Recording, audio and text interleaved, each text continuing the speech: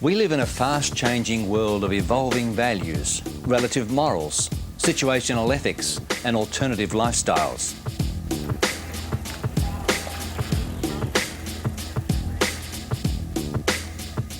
In such a world of rapid change, many people are seeking solid foundations. For them, the future is uncertain. So some form of guidance through the maze of life is essential. Our first episode traced the human race's earliest search for immortality. The ancient Egyptians failed to discover the secrets to eternal youth, peace and happiness. Other ancient cultures adopted their own philosophies about life and the hereafter, some of which continue to flourish. One such collection, in the form of ancient manuscripts and commonly known as the Bible, claims to have the answer to humanity's quest for eternal life. It suggests that an endless life is there for the asking and that it's free. But is anything in today's world really free? Are the Bible's ancient claims anything more than just wishful thinking? And how can we know? In 1947, the discovery of the Deadsea Scrolls astounded the world. When the world's scholars realised that the scrolls were genuine, they started asking questions. How old were they? Why were they in the caves? And who wrote them? Some of the answers came in the excavations of the ruins at Qumran. Between the cliffs and the Dead Sea, there had lived a religious community known as the Essenes. Who were these people called the Essenes? Like other groups such as the Pharisees and Sadducees, they were a sect of Judaism in the 1st century AD. About 150 BC, a priest who had been working in the temple took a group of other priests to the wilderness, and they found an old fort, probably from the time of Isaiah, and they lived there in the wilderness. They developed a community that existed from about 150 to around 68, the spring of 68, when it was burned. They developed a community that many of us refer to as monastic. They have withdrawn from society. They do not seem to be married. They seem to be celibate. So they are a very important group. This is the great writing of this period, at the time of Jesus. These are the writers, the thinkers, and they have left us their library. One of the things which is clear in excavating a site like Qumran is that we see the communal character of the site here. There's nothing which is residential which would suggest that they were living here. They lived in caves around the site. They came to the site during the day to bathe, to eat, to work, and to study. The singularly most important detail about the Qumran community is the provisions for water. Here the water comes in, it goes through an infiltration tank to cleanse it, it pours into the community, and you have nothing but cisterns throughout the community. They placed great emphasis on ritual purity, practicing immersion in water as a symbol of the washing away of sins. John the Baptist baptised people not far from here, and some have suggested that he may well have been an Essene.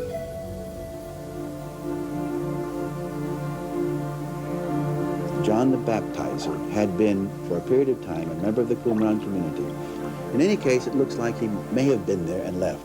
Now, what two things convince me of that? One, what do we know about his eating habits? He eats locusts and wild honey. That means that he may have made a vow at Qumran he would never accept food from anyone.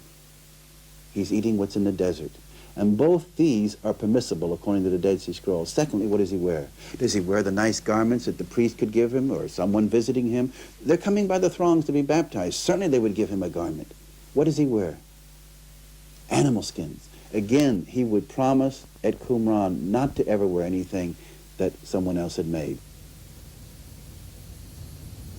The link between the Essenes and the scrolls was the discovery of the scriptorium, or the writing room. In this room were broken pieces of pottery identical to the ones in the caves.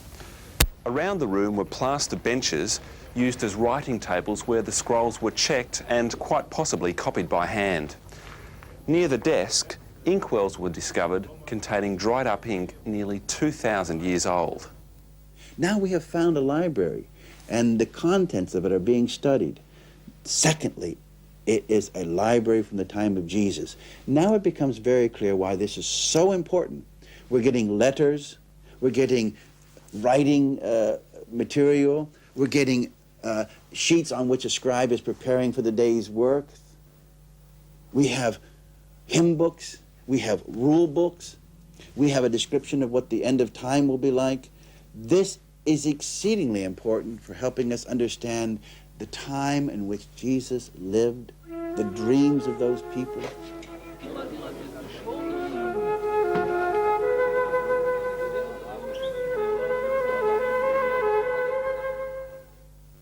The Essenes believed in a coming teacher of righteousness and a final battle between good and evil.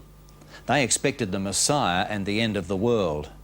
But for the Essenes, the end came with the Jewish war in 66 AD. In 66, the little nation Israel revolted against the might of Rome, and the war continued. And finally, in 68, Vespasian, who was going to become emperor of Rome, leads his troop into Jericho and its environs, which means including Qumran, where the Deadsea Scrolls were composed, and the caves where they were found. And in the spring of 68, they burned it.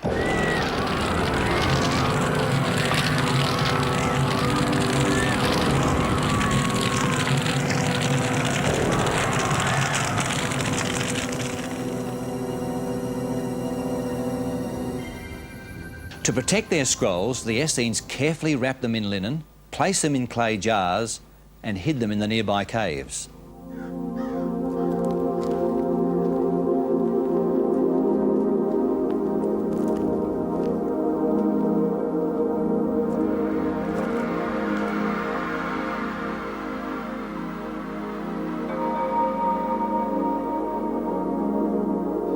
This is the cave where the Deadsea Scrolls were found. For nearly 2,000 years, these jars remained untouched by human hands. Well, it was here in 1947 that a young Bedouin found what many people regard as one of the most important archaeological finds of the 20th century. A Tam or a Bedouin, Muhammad Adib, lost a sheep or a goat and went looking for it.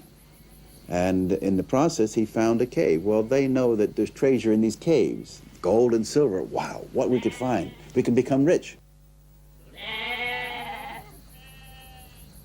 He threw a stone in this crevice here. One story says that he was looking for a lost sheep or a goat. Whatever happened, he went into the cave because something had broken inside when the stone bounced around.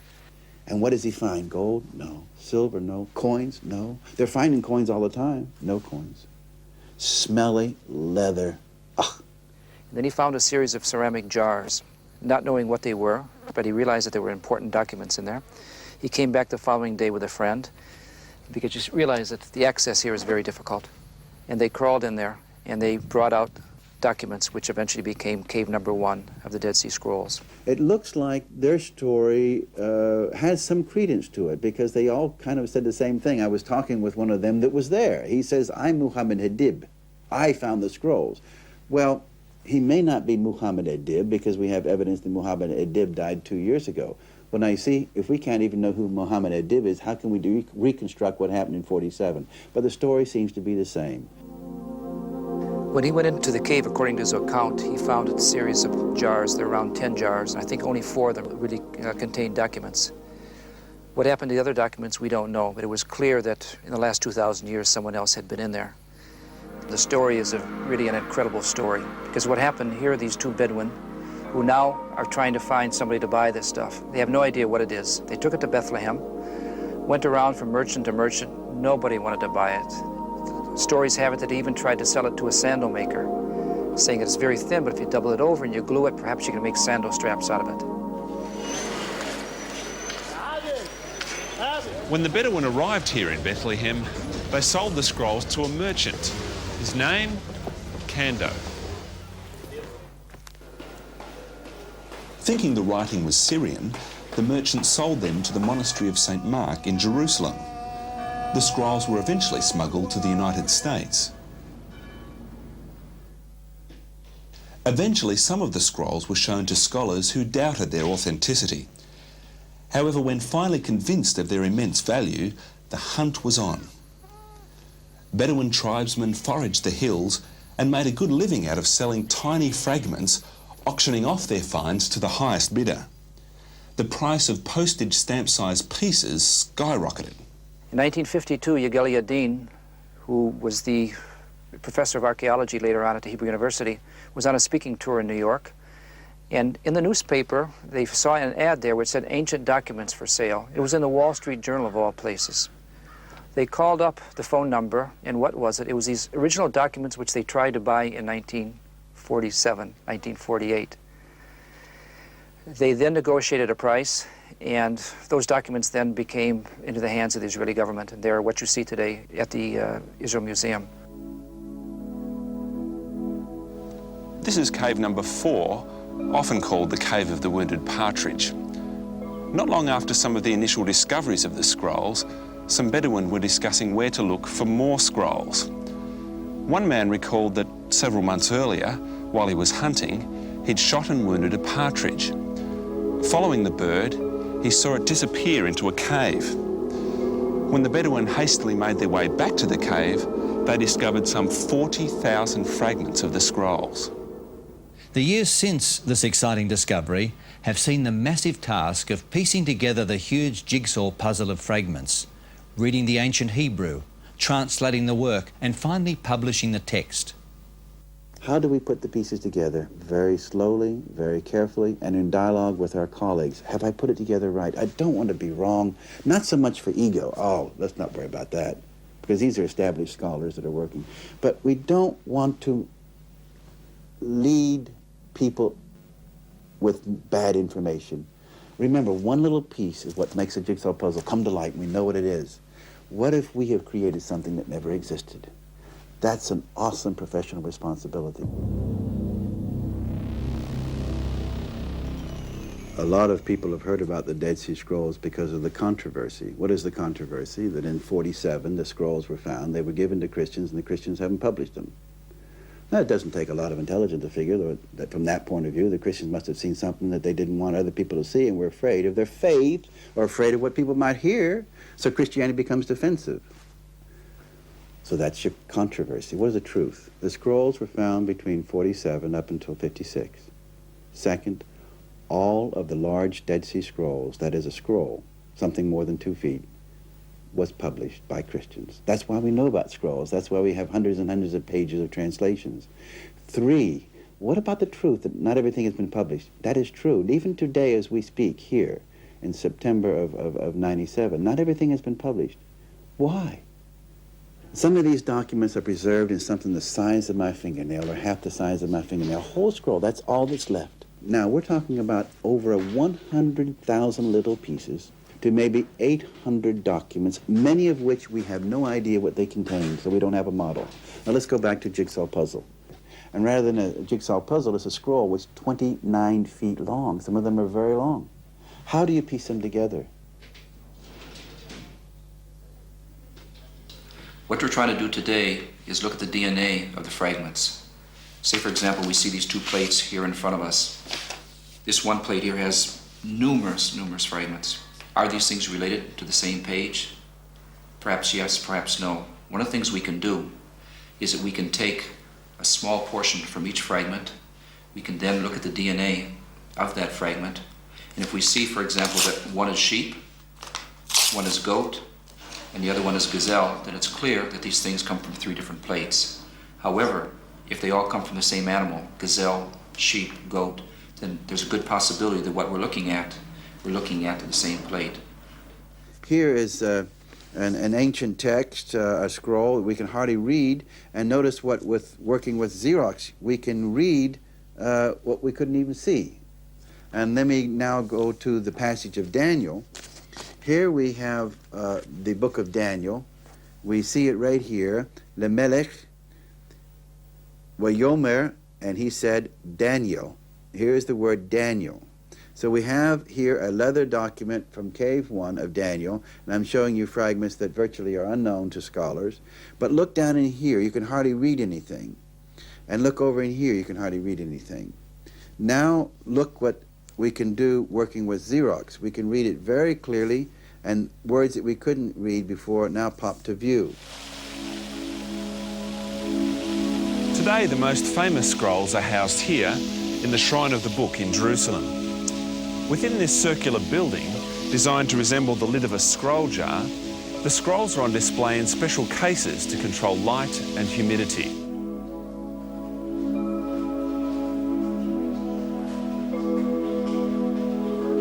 Pride of place in the museum is the Isaiah scroll. It consists of strips of leather sewn together to form a scroll 8 metres long and 30 centimetres wide. Beautifully written in Hebrew, it's practically identical with the Isaiah of the Old Testament. I would say the scroll that is most important for the people is actually the book of Isaiah, because the book of Isaiah is first one of the first scrolls found in Cave 1, written in the 1st century BCE. So in 47 was the oldest manuscript ever found from the Bible in Hebrew. The scrolls are dated between the 3rd century BC and 68 AD. But what makes them so important to the Christian faith? Before the Deadsea Scrolls were found, we had just secondary information from classical sources. I mean by this, New Testament, Josephus, Philon of Alexandria, and rabbinic sources. But now we have original manuscripts, and therefore we can compare. The Deadsea Scrolls are significant because they demonstrate that the text of the Old Testament scriptures has been passed down to us during the last 2,000 years with no changes that affect their meaning. I mean, I can actually read this, and it is exactly like our present-day Bible. We can have confidence that today's Bible is a reliable record of what was originally written. The Deadsea Scrolls represent only a small sample of the books of the Old Testament, but they provide us with some glimpses of how the Bible was written. Here we have a scroll that's 1,000 years older than the ones we work with. Lo and behold, the first evidence was, oh, we can correct the Bible. Major changes can be made. Well, the first blush was, gosh, this is so much like the Isaiah of the 9th and 10th century of the Common Era. Yet we have one of the 2nd century BC, 1,200 years apart almost. They're so identical. Isn't that depressing? You can't, Then they begin to get excited that it was virtually the same. So that shows you that for thousands of years, the scribes were very much like Xerox. A copy was made that was very accurate. That is because of devotion to detail and people correcting, because I don't know of any manuscript that doesn't have corrections. But basically, we can say that in many ways, the Bible has been very carefully preserved for thousands of years. Well, the Deadsea Scrolls and other archaeological discoveries can confirm the precision of the original texts, but how can we know that the Bible's content is reliable? Are there historical evidences that corroborate the biblical account? And what about the Bible's predictions? Have they come true? One of the most remarkable prophecies that I know of in the Bible is the prophecy of Daniel 2. That prophecy gives an outline of history that covers 1,000 years and is unexpected and is accurate. I think prophecy is an evidence that there is something more than just humans involved in the writing of Scripture. The fulfillment of Bible prophecy is powerful evidence that the Bible writers received information about future events. Over and over again, the prophecies have proved to be true. For Old Testament prophets, foretelling the future was a small part of what they were interested in. They were more interested in challenging the iniquities of the time. They were into issues of social justice. They were into issues of how a king and government should be conducted. They were interested in the way that the people responded to God's commandments.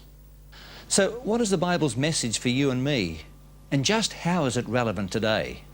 I find that the whole biblical narrative is one of God's initiative in looking for me and for you, rather than the things we must do to earn any kind of love or recognition. Rather, it's the sense that we are totally loved, but we have a kind of spiritual amnesia.